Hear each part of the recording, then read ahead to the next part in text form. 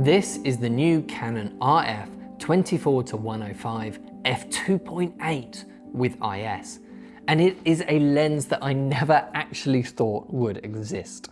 For all-purpose zoom lenses, regardless of the brand, the normal choices have always been either a 24-70 f2.8 or a 24-105 f4. So a full frame 24-105mm with f2.8 is a very exciting lens for a lot of people, let alone once you add the additional features like image stabilization, the servo grip attachment, and the iris ring, and all of the rest of the features in this lens. This is a pretty unique lens, and I do think it's going to turn some real heads in the industry. Most of these new features are around making this lens better for video work, as this is the first lens in what Canon are calling their RF hybrid line, which is a similar idea to what they did in EF mount with their CNE 18-80 and 70-200 t4.4. And it's about acknowledging that video users now want to use still style lenses because of autofocus, of course, and then giving them back some of those features that they would miss from cinema and broadcast lenses. So in design, this is meant to be a best of both worlds lens, but I definitely think it stands up just as well as a stills lens as it does as a video lens. I can absolutely see this appealing to stills photographers just as much as it will to videographers. So let's start by looking around the actual physical design of the lens. It is 1.3 kilos and about 20 centimeters long, so a decent amount bigger than the 24-70. But it doesn't feel unwieldy, and its extra length will actually balance really nicely, especially on a tripod when you're using the foot, which actually has a really smart design. Just like on their telephoto lenses, you can loosen it in order to spin your camera around vertically, which is great for social media content. And to remove it, you just use this sort of locking wedge design on the bottom, and the lens ring itself actually stays mounted on the lens, which is much easier to do than on their big telephoto lenses, where you have to just take the lens off the camera and then slide the whole ring off the back of the lens. This is much easier. It zooms from 24-105 without extending at all, which is important because the 24-70 does extend. And it keeps a constant aperture of f2.8 throughout. The front is an 82mm filter thread, and there are 4 rings on this lens. A control ring right up at the top, like we've seen on the other L-series RF lenses. A focus ring, of course. Zoom, which has these little teeth on it in order to enable the servo attachment to work.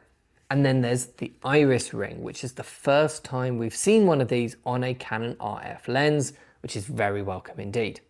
This has a little locking catch, so that when it's set to auto and the camera is controlling the iris, the actual ring is locked in place, and then the ring itself is completely declicked.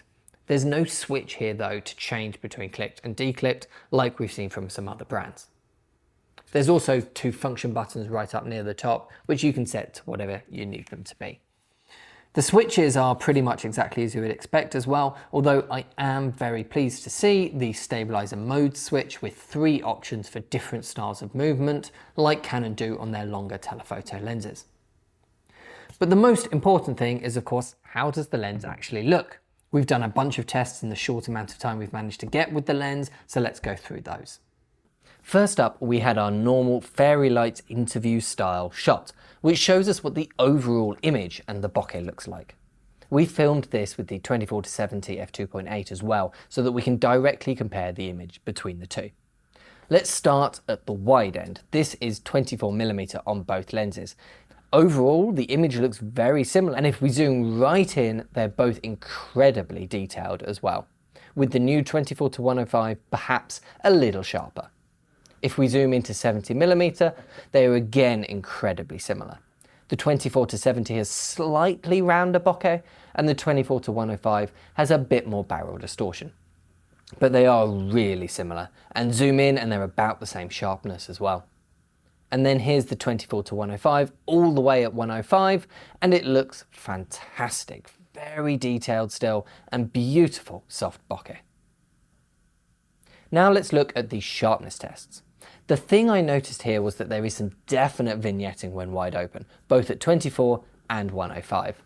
I imagine this is probably something that Canon will be improving upon with peripheral illumination correction in camera's firmware once the lens is actually out and shipping, as of course this is a pre-production lens, so our cameras obviously wouldn't have had that firmware on them. So it's possible that you might not see anything like the amount of vignetting once these lenses are out there in the real world. We've got to keep that in mind. The actual sharpness though is very impressive. There really isn't much difference between wide open and f5.6 at either end of the zoom range, even once we move over to the very far corners of the frame.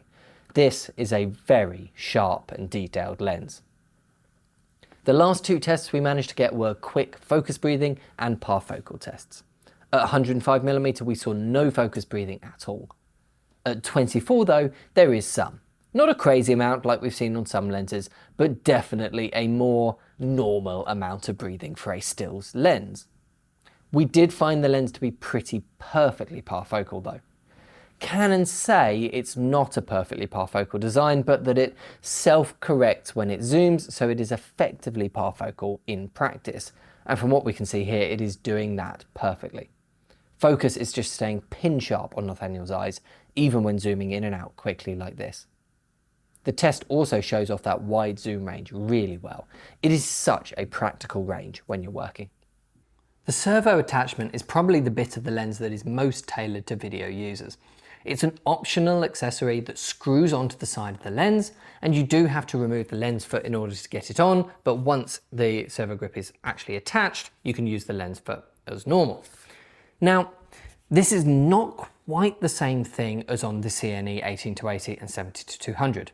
It doesn't have this large zoom rocker, which is a bit of a disappointment to be honest. We just get these small buttons here on the side to zoom in and out, and nothing really to hold onto. Because of that, I think I would consider this more of a remote zoom attachment than a hands-on servo controller. It's for controlling the zoom via the camera, or remotely over IP with Canon's XC protocol. And there is a version of it which has the 20-pin lens port for using it with their broadcast zoom controllers as well, which is great. There's a dial for controlling the speed tucked away right up here at the front, and a USB-C port for power, which was a bit confusing at first, to be honest. So let me just clarify what that does. The controller does not need USB-C power in order to work. The electronic pins that are underneath this will pass power perfectly from the camera via the RF mount. But if you plug in power to that USB-C port, you are going to unlock faster zoom speeds. So that is useful to have when those faster speeds are needed. But you don't need to plug in anything to that USB-C port in order to use the servo zoom rocker. I am very pleased to see that Canon have done away with that cable that went from the CNE lenses to the servo grip from them and replaced it with these electronic pins hidden away underneath the servo rocker. This is a far more streamlined solution, and it means that there are no stray cables hanging off the side of your lens. It's a really elegant solution. I just wish it had this larger zoom rocker on it, just like the one we had on the CNE lenses. All in all, I have been hugely impressed with this lens. It is effectively that 24-70, which we're all used to, but with these video features to make it this hybrid lens style, which Canon talk about. And that alone is very, very interesting. But if you combine that with the extra reach to get it all the way up to 105mm, and that makes this pretty much the best all-round video lens which Canon now make. Back when Canon first launched the RF mount, and when other brands were doing the same thing with their mirrorless mounts with a short little flange distance, the promise was always that they would be able to do things with that shallow flange distance that was just not possible with a longer flange distance mount like EF. That we would see all of these new, interesting, exciting styles of lenses hitting the market which were never possible before. Canon's first real lens that I would put in that category was the 28-70 f2, which is a stunning lens and crazily fast for that zoom range. Then there's those little small and light 600 and 800mm f11 lenses. They're on a completely different end of the scale professionally, but they're very interesting and weren't possible before. And now we have this. All of these, I reckon, are styles of lenses that I've never seen before and that are very exciting and that just wouldn't necessarily have been possible, I don't think, on EF. It's really because of the advancements in RF that has made this physically possible. This lens, I think, is a perfect pairing for the R5 or the R5C, of course, because of the hybrid stills video nature of those products.